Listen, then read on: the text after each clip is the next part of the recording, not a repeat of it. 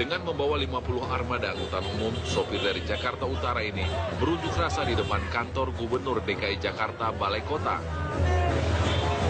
Mereka datang lantaran kesal atas diberlakukannya operasi bus kota terintegrasi Transjakarta di wilayah trayek mereka. Pengunjuk rasa mengklaim semenjak beroperasinya bus kota terintegrasi Transjakarta atau BKTB, pendapatan mereka berkurang. Masa menuntut Jokowi segera menghapuskan operasi BKTB di wilayah mereka. Masalah itu dihapus lah ya. Itu namanya merugikan teman-teman kami seharusnya naik mobil kami, jadi merasakan teman-teman kami itu kawan-kawan merugi lah ya kan, pendapatan jadi berkurang gitu ya.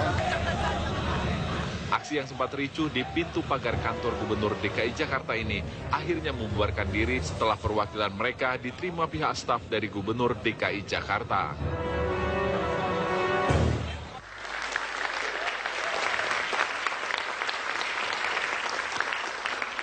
Jalan keluar yang saling menguntungkan dan win-win adalah menciptakan harmoni di antara moda baru yang diprakarsai oleh pemerintah dan juga para pengusaha yang sudah selama ini beroperasi di Jakarta dan juga di berbagai tempat di sekeliling Jakarta. Kalau Dewan Transportasi usulannya apa sih sebenarnya dan sampai seberapa jauh itu diamini dan menjadi program buat pemerintah? Ya pertama memang sudah sejak 2010 kami sudah merekomendasi yang namanya revitalisasi angkutan umum di Jakarta.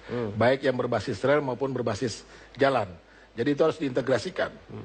Prinsip dasar adalah bagaimana kita mengintegrasikan seluruh moda angkutan umum massal dan memanjakan pengguna angkutan umum. Sehingga mereka mau menggunakan angkutan umum. Nah bagaimana bisa diintegrasikan kalau operator-operator ini tidak pernah disupport. Nah itu juga kami bentuk bilang. supportnya seperti apa sih? Salah satu misalnya rerouting trayek. Trayek kita ini sudah tua-tua, lebih tua dari kita Bung Alvin. Ya? Nah itu harusnya dihitung, diperbaiki. Itu sudah sejak 2010 kami katakan. Lalu bagaimana mengintegrasikan juga Transjakarta dengan kereta api misalnya. Kalau kita lihat sekarang kan pengguna kereta api dengan Transjakarta misalnya. Begitu dia turun di duku atas, dia harus lari-lari turun ke duku bawah untuk naik stasiun kereta api. Saya pikir ini persoalan-persoalan di mana memang kita harus, tadi, langkah pertama, revitalisasi sudah jelas. Mari kita petakan persoalannya di mana. Ya, begitu persoalannya dipetakan dapat masalahnya di mana, baru kita susun langkah-langkahnya apa. Sehingga revitalisasi ini bisa terbangun dan pengguna angkutan umum itu bisa terfasilitasi, operator angkutan umumnya juga bisa bekerja dengan baik. Itu saja yang harusnya dilakukan. Bagaimana tanggapannya? Begini, kita akui ya, pertama memang supaya ada satu master plan, saya sependapat ada master plan yang kita jadikan rujukan. Yang kedua, ini persoalan implementasi. Harus diakui saya sependapat bahwa sebagian besar dari angkutan-angkutan umum kita ini sudah berusia tua. Kalau ada yang mengatakan BRT, bis rapid transit, tapi yang saya lihat ada bus rombeng terus berjalan. Nah, ini ada bus rombeng terus berjalan. Jadi gini, pertanyaan paling sederhana adalah, apa tindak lanjut yang harus kita lakukan sesudah kita melihat fakta-fakta di lapangan terjadi kisruh seperti ini? Sekarang mumpung Pak Jokowi mengganti pimpinan, sudah ada upaya untuk menambah jumlah armada, sudah ada upaya untuk rerouting. Mungkin momen itu yang kita jadikan sebagai titik awal untuk berubah. Karena kalau persoalannya hanya di ranah konflik saja, kita lelah secara... Rerouting belum ada, Bung Nah, itu belum pernah dilakukan. Nah, belum itu ada. Nah, kedua yang kita tunggu adalah gini, Pak, nggak bisa Pak, rerouting itu tidak cukup. Permasalahannya kenapa orang tidak mau naik angkutan umum adalah karena angkutan umum itu kan dapatnya diaksesnya di tengah-tengah. Dari rumahnya ke tempat-tempat angkutan umum itu tidak ada. Jadi berpikirnya selalu parsial. Dan yang kedua, selalu membangun tata kota itu tidak pernah duduk bareng dengan namanya transportasi. Di mana-mana kalau mau kota itu orang bisa bergerak dengan baik, tata kota dan namanya transportasi mereka harusnya bersebelahan. Di sini yang ngebangun gedung bangun sendiri. Nanti kalau udah punya problem baru ngomong transportasi. Jadi Pak, walaupun rerouting dilakukan, tapi tidak ada namanya kolaborasi antara tata kota dan transportasi. Satu Pak, itu tidak akan bisa benar. Dan yang kedua Pak, kalau tidak ada transparansi soal routing, di mana itu menjadi sumber income bagi beberapa oknum, saya rasa apapun yang dikerjakan tidak akan bisa jadi sukses. Saya dengar sebentar, saya dengar KWK hari ini bertemu dengan Pak Muhammad Akbar.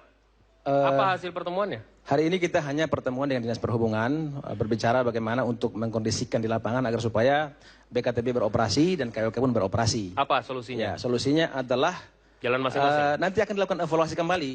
Karena BKTB ketika dia beroperasi itu dia menyisir semua kantong-kantong penumpang KWK yang sudah ditetapkan bahwa itu ada bus stopnya tersendiri. Tapi kadang-kadang di pinggir jalan pun dia angkut. Itu kan sebenarnya nggak boleh. Dan tadi Dinas Perhubungan sudah mengatakan bahwa seandainya kalau ada petugas kami melanggar, maka kami akan tindak tegas. Dan itu dibuktikan sendiri oleh para awak kami gitu, melihat jelas.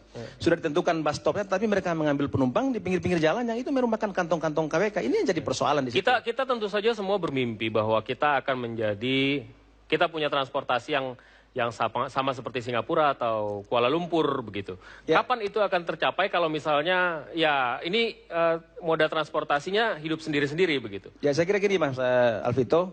Pada prinsipnya pertama kami sangat sepakat dan setuju sekali tentang penerapan moda transportasi modern kan seperti itu. Jadi saya kira bukan hanya pemerintah daerah yang tata kota saja yang ini, tapi harus semua stakeholder harus berkumpul untuk membicarakan hal seperti itu. Jangan sampai menyelesaikan persoalan lalu munculkan persoalan baru. Hari ini omprengan itu menjamur di mana-mana. Di Jakarta Barat itu ratusan omprengan dan ini tidak pernah selesai. Jadi saya kira dengan persoalan ini kita semua membuka mata, stakeholders membuka mata melihat. KWK itu setiap tahun memberikan kontribusi PAD terhadap pemerintah daerah itu miliaran rupiah. Belum lagi pada aspek pendidikan. Setiap pelajar naik angkot yang tadinya bayar 5.000, 4.000, cuma bayar 1.000. Jadi saya kira semua penumpang punya satu dunia pendidikan sangat luar biasa. Nah, ini yang tidak pernah dilihat.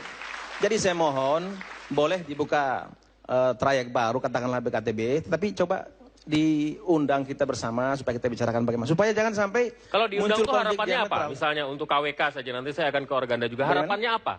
Kalau diundang tuh harapannya apa? Ya harapan kita begini, teman-teman semua pada akhirnya a priori jangan-jangan kita ini secara perlahan mau digusur, mau dimatikan, kan begitu.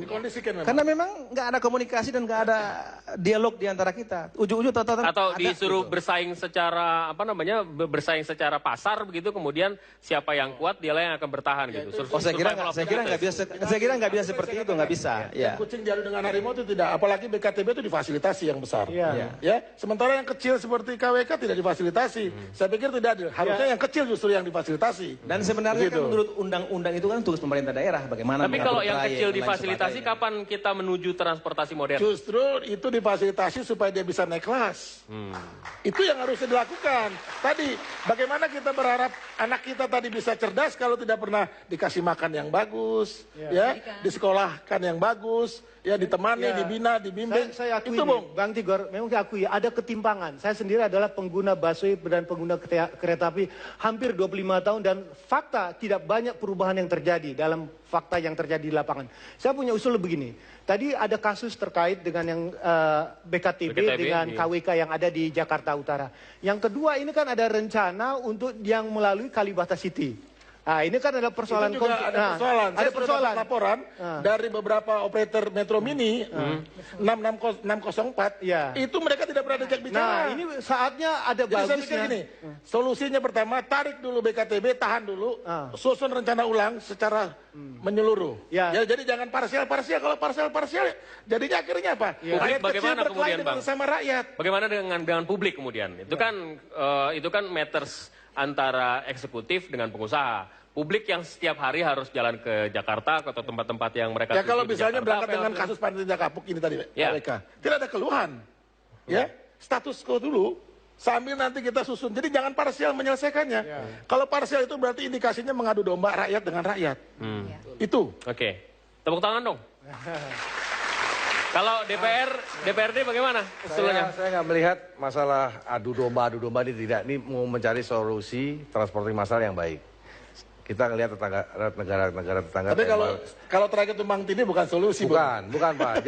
Kita melihatnya yang positifnya dulu lah. Sekarang dengan kondisi kepala dinas di Sub yang baru, beri satu masukan yang ke otaknya dia ini yang baik.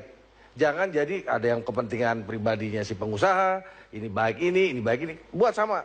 Ayo kapan kita para pengusaha ini ketemu dengan kita, kebetulan saya di Komisi B, ada di Sub, ada bapak-bapak, ngomong terbuka seadanya.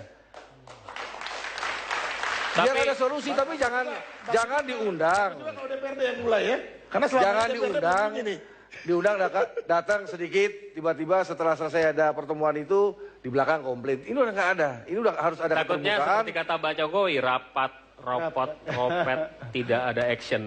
Oh, nah, Pak. Ini kan kaitannya ini kaitannya dengan kita. Jadi Nggak gini, bisa begitu. Saya tahan dulu ya, Ya. saya tahan dulu. Kita akan Nggak bisa kembali begitu, sesaat Pak. lagi. Kita harus break terlebih dahulu. Tetaplah bersama kami.